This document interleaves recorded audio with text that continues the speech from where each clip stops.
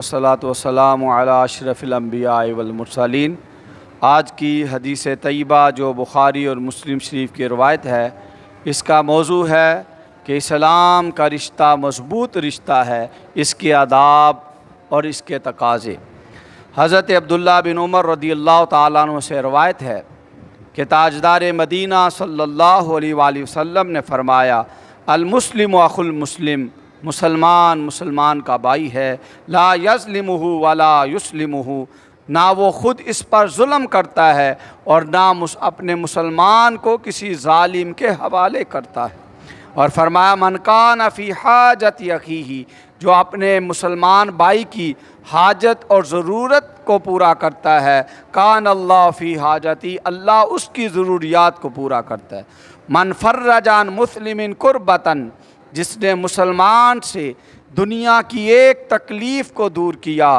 Fridge اللہ عنہ بہا قربۃ من قرب یوم القیامہ، اللہ کریم اس سے قیامت کی مشکلات اور مصائب کو دور کرتا ہے۔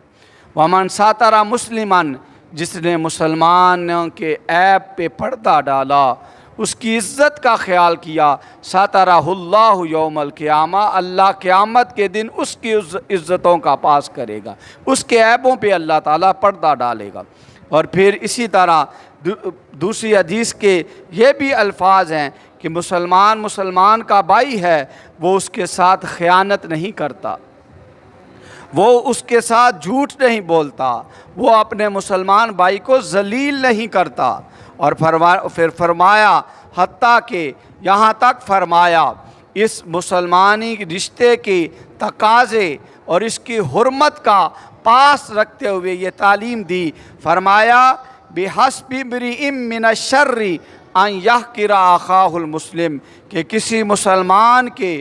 برا ہونے کے لیے اتنا ہی کافی ہے کہ وہ اپنے مسلمان بھائی کو حقیر جانتا ہے، حقارت کی نظر سے۔ تو ان حدیثوں میں اسلام کا جو رشتہ ہے اسے کتنا عظیم رشتہ قرار دیا، اور فرمایا مسلمان کا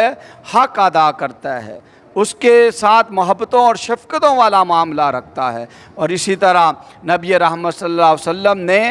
ایسا طریقہ بتایا ہے کہ جس سے مسلمانوں کے دلوں کے اندر محبت، پیار پیدا ہو، اور ایسے تمام اعمال سے، ایسی تمام حرکات سے، ایسے تمام رویوں سے منع کیا ہے جس سے محبت کا رشتہ بغض کے اندر، دشمنی کے اندر اور عداوت کے اندر بدل جائے، اور ان کا اتفاق وہ پارا پارا ہو۔ حضور نے ایسے تمام طریقوں سے منع کیا، بلکہ سورۃ حجرات کی آیات، اس کو سورۃ آداب بھی کہا جاتا ہے، جس میں اللہ نے ایک انسان کی انسانیت، مسلمان کے ساتھ جو طریقہ محبت ہے اس کے آداب بیان کیے۔ اس سورت کو لازماً ترجمے کے ساتھ پڑھنے اور سمجھنے کے لائق ہے، اور انتہائی معاشرے کے امن اور سکون کے لیے، اور مسلمان پر کیا حقوق ہیں اس کے تعلیم لینے کے لیے ہمارے لیے ضروری ہے۔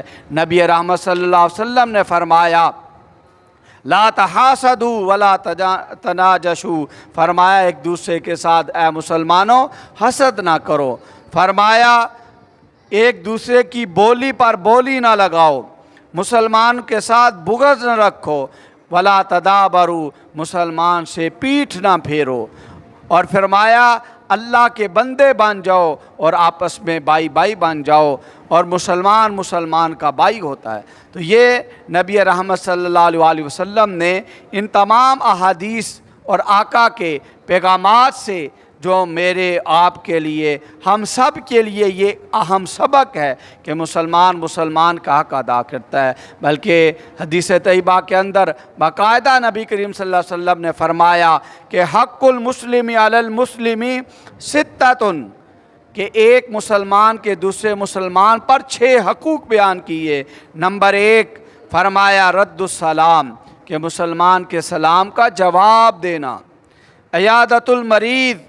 بیمار ہو جائے تو اس کی عیادت کرنا، بیمار پرسی کرنا۔ نمبر 3 اتباع الجنائز، اگر مسلمان بھائی دنیا سے چلا جائے، فوت ہو جائے، تو اس کے جنازے کے ساتھ جانا اور نماز جنازہ ادا کرنا۔ نمبر 4 اجابت الدعوت، اگر تمہیں وہ دعوت دیتا ہے تو اس کی دعوت کو قبول کیا جائے،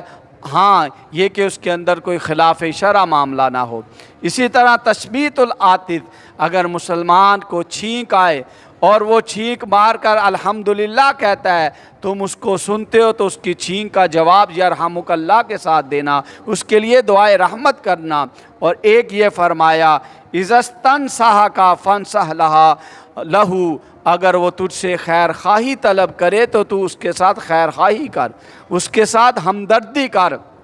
مسلمان اسلام اپنے ماننے والوں کو ہمدردی کا درس دیتا ہے، محبت کا درس دیتا ہے، دوسروں کے حقوق کی ادائیگی کا۔ اور اگر نبی رحمت کی بعثت کے مقاصد کہ حضور تشریف لائے تو کس لیے لائے، تو آقا کی تشریف آوری، آپ کے آمد کا بنیادی مقاصد میں سے ایک مقصد یہ تھا کہ وہاں لوگوں کے حقوق کو پامال کیا گیا۔ ہمارے آقا انسانیت کو ان کے حقوق عطا کیے، آپ نے عزتیں دی عورت کو، غلاموں کو، جو بالکل جن کے حقوق کو پامال کیا، حضور نے ان کو عزتوں اور ان کے مراتب کو بیان فرمایا۔ تو اس لیے یہ کسی کے حق کو مارنا، یہ اسلام اس چیز کو پسند نہیں کرتا۔ تو اللہ اور رسول کی محبت کا تقاضا یہ ہے کہ اللہ اور رسول کے پیغام کو قبول کیا جائے، اور اللہ اور رسول کی محبت میں